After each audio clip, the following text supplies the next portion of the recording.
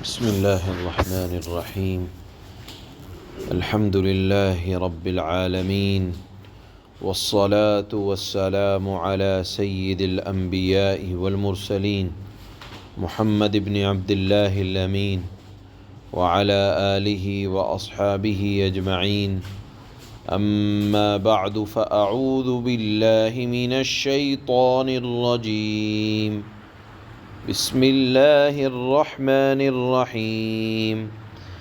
أم لهم نصيب من الملك فإذا لا يؤتون الناس نقيرا أم يحسدون الناس على ما آتاهم الله من فضله فقد آتينا آل إبراهيم الكتاب والحكمة وآتيناهم ملكا عظيما فمنهم من آمن به ومنهم من صد عنه وكفى بجهنم سعيرا. صدق الله مولانا العلي العظيم. ان آیات کے شان نزول میں یہ روایت آتی ہے کہ مدینہ منورہ کے یہودی یہ سمجھتے تھے کہ پیغمبری، نبوت، رسالت، دین کی سرداری یہ ہماری میراث ہے اور ہر زمانے میں یہ ہمیں ہی ملنی چاہیے. اس لیے رسول اللہ صلی اللہ تعالی علیہ وسلم کی فرمانبرداری کو یہ اپنے لیے شرم سمجھتے تھے کہ ہم ان کی بات کیسے مانیں. نبوت تو ہماری خاندانی چیز ہے اور اب یہ نبوت ان کے خاندان میں آ گئی، بنو اسماعیل میں آ گئی. حسد کیا اللہ کے نبی صلی اللہ علیہ وسلم پر. آپ کے علم، آپ کے فضل، آپ کے کمال، آپ کے جاہ و جلال، آپ کے علمی کمال، آپ کے عملی کمال پر یہود جلتے تھے اور کہتے تھے کہ حکومت اور سلطنت تو ہماری ذات کا حصہ ہے. یہ نبوت آخر انہیں بنو اسماعیل کو یا مکہ میں کیسے چلی گئی؟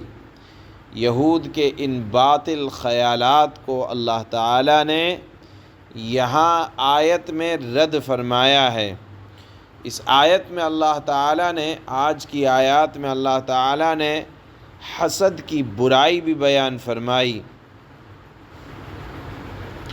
اللہ تعالیٰ نے یہاں پہلی آیت میں ارشاد فرمایا کہ کیا یہ حکومت و سلطنت یہ سمجھتے ہیں یہود کہ کیا ان کی کچھ حصہ داری ہے کہ جو یہ چاہیں گے وہی بات ہوگی؟ کیا یہ بادشاہ ہیں؟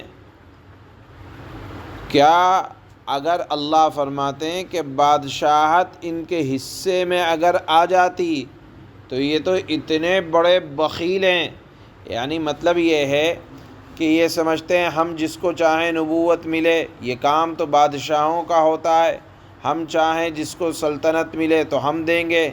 یہ ہوتے کون ہیں؟ اگر یہ سمجھتے ہیں کہ ہماری خواہش پوری ہو یا ہماری بات مانی جائے تو یہ تو اللہ نے فرمایا اتنے بڑے کنجوس اور بخیل ہیں کہ اگر ان کو حکومت و سلطنت کا کچھ حصہ نصیب ہو جائے فَإِذَا لَا يُؤْتُونَ النَّاسَ نَقِيرًا، تو اللہ نے فرمایا یہ تو کسی کو اتنا بھی نہیں دیں گے. جیسے آپ نے دیکھا ہے کہ کھجور کی گٹھلی ہوتی ہے، کھجور کی گٹھلی کے درمیان ایک لکیر ہوتی ہے، ایک شگاف ہوتا ہے، ایک پھٹن ہوتی ہے، اور وہ پھٹن کتنی معمولی ہوتی ہے.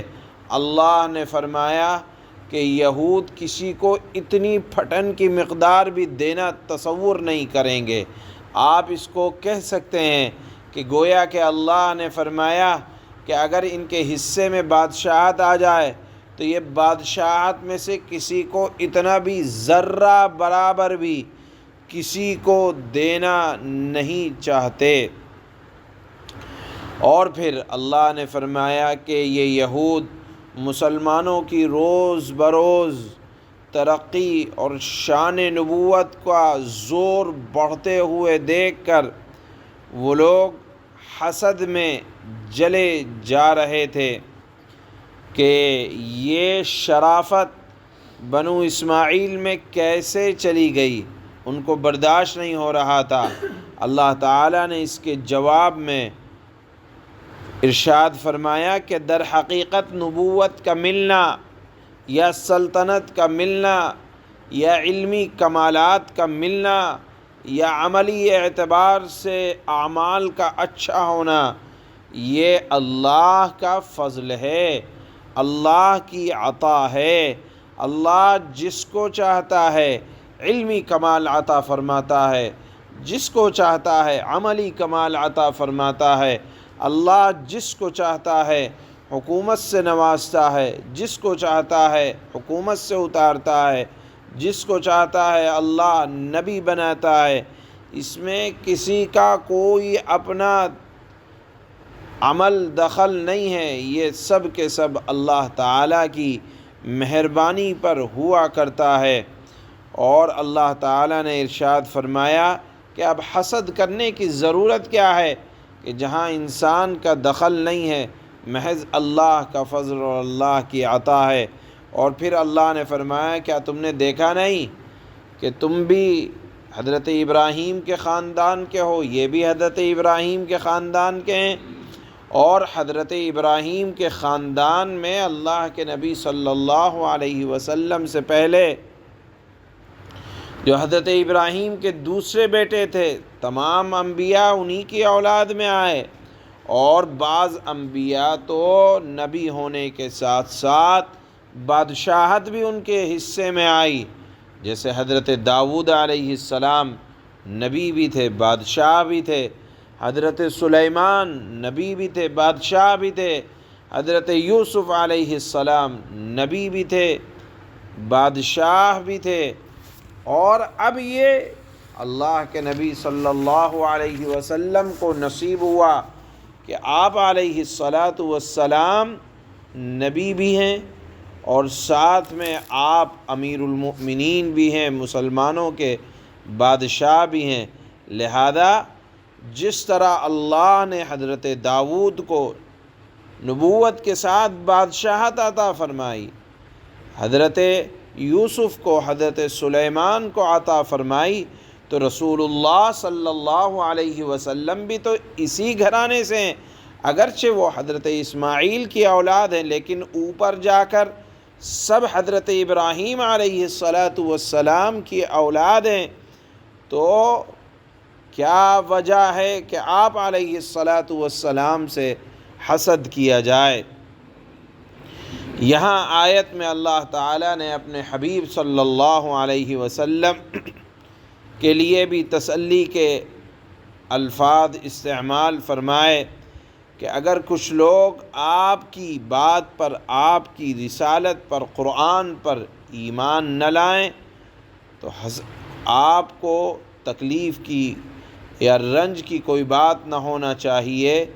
یہ معاملہ تو دیگر انبیاء کے ساتھ بھی رہا ہے، اور آپ صلی اللہ علیہ وسلم کو تسلی دی کہ کفار اور حاسدین کو دنیا میں سزا کم ہوئی یا نہ بھی ہوئی تو کیا ہوا، ان کے لیے آخرت میں اللہ تعالیٰ نے دردناک عذاب کا سامان تیار کر رکھا ہے جس سے بچاؤ ناممکن ہوگا۔ یہاں اللہ تعالیٰ نے حسد کی بھی برائی بیان فرمائی، اور پہلے تو سمجھنا چاہیے حسد کس کو کہتے ہیں۔ حسد کہتے ہیں کہ آدمی کسی کی نعمت کو دیکھ کر یہ تمنا کرے، کسی کے بہترین حالات کو دیکھ کر یہ تمنا کرے کہ یہ مجھے ملے نہ ملے لیکن اس کے پاس سے ختم ہو جائے۔ حدیث میں آتا ہے کہ تم حسد سے بچو، اللہ کے نبی نے فرمایا تم حسد سے بچو، اس لیے کہ حسد یہ تمنا کرنا کہ یہ نعمت اس کے پاس سے ختم ہو جائے، مجھے ملے نہ ملے، یہ حسد نیکیوں کو اس طرح کھا جاتا ہے جس طرح آگ بڑی سے بڑی لکڑیوں کو کھا جاتی ہے۔ آپ ایک چنگاری لگا دیں اور بڑا سا لکڑ رکھ دیں، آگ بڑی سے بڑی لکڑیوں کو آہستہ آہستہ آہستہ جلا کر راکھ میں تبدیل کر دے گی۔ آپ کتنے بڑے سے بڑے باکمال ہوں، عالم ہوں، عامل ہوں، سب کچھ ہوں، لیکن اگر حسد کی آگ دل میں لگ گئی، آپ کے تمام اعمال کو جلا کر خاکستر کر دے گی۔ بہرحال حدیث میں فرمایا کہ اس سے بچو، حسد سے، حسد تمہاری نیکیوں کو ختم کر دے گی۔ تو حسد کا مطلب یہ ہے کہ کسی کی خوشحالی کو دیکھ کر، کسی کے راحت اور آرام کو دیکھ کر آدمی کڑھتا رہے اور یہ تمنا کرتے رہے کہ یہ نعمت اس کے پاس سے جاتی رہے۔ یہی یہودیوں نے اللہ کے نبی صلی اللہ علیہ وسلم کے متعلق کیا۔ بہرحال حسد ایک دل کی بیماری ہے، یہ دکھتی نہیں ہے لیکن دل میں جنم لیتی رہتی ہے۔ حضرت امام غزالی رحمہ اللہ نے حسد کا علاج بیان فرمایا ہے۔ حسد کا علاج یہ ہے کہ آدمی یہ سوچے کہ میں حسد کر رہا ہوں تو جس سے حسد کیا جا رہا ہے اس کا تو کچھ بھی نہیں بگڑ رہا، ہاں البتہ حسد کرنے کی وجہ سے، کوڑھتے رہنے کی وجہ سے آدمی کی صحت خراب ہو رہی ہے۔ آدمی یہ سوچے کہ جس کا حسد میں کر رہا ہوں اس کا تو کچھ بھی نہیں ہو رہا، البتہ میں کوڑھنے کی وجہ سے اپنی صحت کو خراب کر رہا ہوں۔ اور دوسرے یہ سمجھے کہ میں جس سے حسد کر رہا ہوں، اول تو ہمارے پاس نیکیاں بہت کم ہیں، اور جو ہیں بھی نیکیاں فری میں جس سے حسد کر رہا ہوں اس کو دے رہا ہوں۔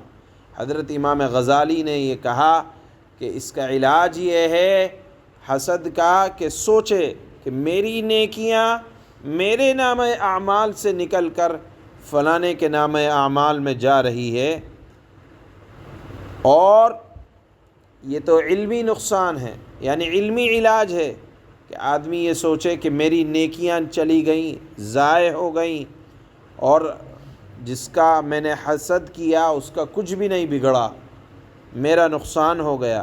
عملی علاج یہ ہے کہ آدمی جس سے آدمی کو حسد ہو رہا ہے اس کی تعریفیں کرتا رہے کہ فلانا آدمی ایسا ہے، فلانا آدمی ایسا ہے۔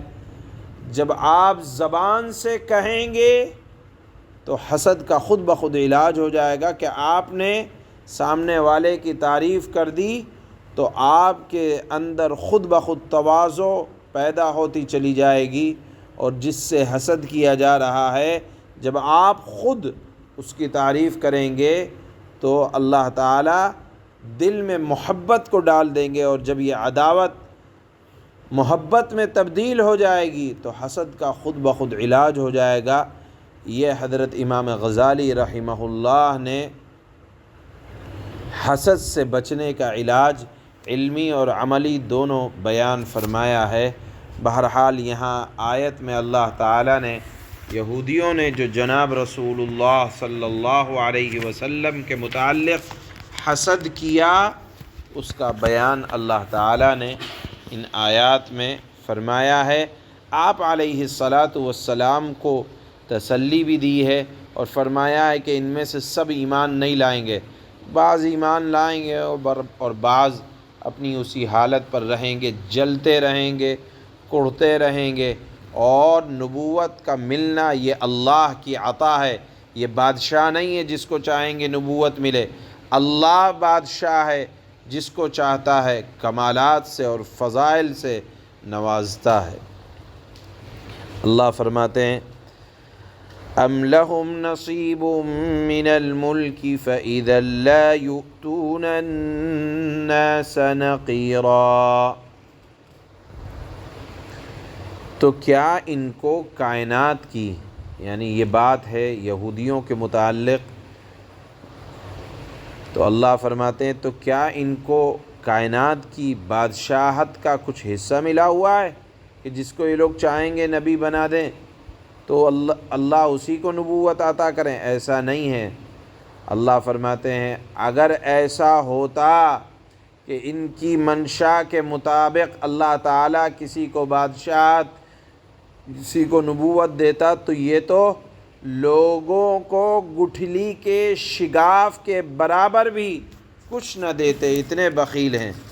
اللہ فرماتے ہیں آگے ام یحسدون الناس علی ما آتاہم اللہ من فضلہ فقد آتینا آل ابراہیم الکتاب والحکمة وآتیناہم ملکا عظیما۔ یہ لوگ اس بنیاد پر حسد کرتے ہیں کہ اللہ نے ان کو اپنا فضل، یعنی اللہ کے نبی صلی اللہ علیہ وسلم کو اپنا فضل کیوں عطا فرمایا؟ سو ہم نے تو ابراہیم کے خاندان کو، یعنی آپ علیہ السلام سے پہلے ہم نے حضرت ابراہیم کے خاندان کو کتاب اور حکمت عطا کی تھی، یعنی نبی بھی تھے اور بادشاہ بھی تھے، اور انہیں بڑی سلطنت دی تھی۔ فَمِنْهُمْ مَنْ آمَنَ وَمِنْهُمْ مَنْ صَدَّ عَنْهُ وَكَفَى بِجَهَنَّمَ سَعِيرًا۔ چنانچہ ان میں سے کچھ ان انبیاء پر ایمان لائے اور کچھ لوگوں نے ان سے منہ موڑ لیا، اور جہنم ایک بھڑکتی آگ کی شکل میں ہے۔ ان کافروں کی خبر لینے کے لیے جہنم کی آگ کافی ہے۔ سبحان اللہ۔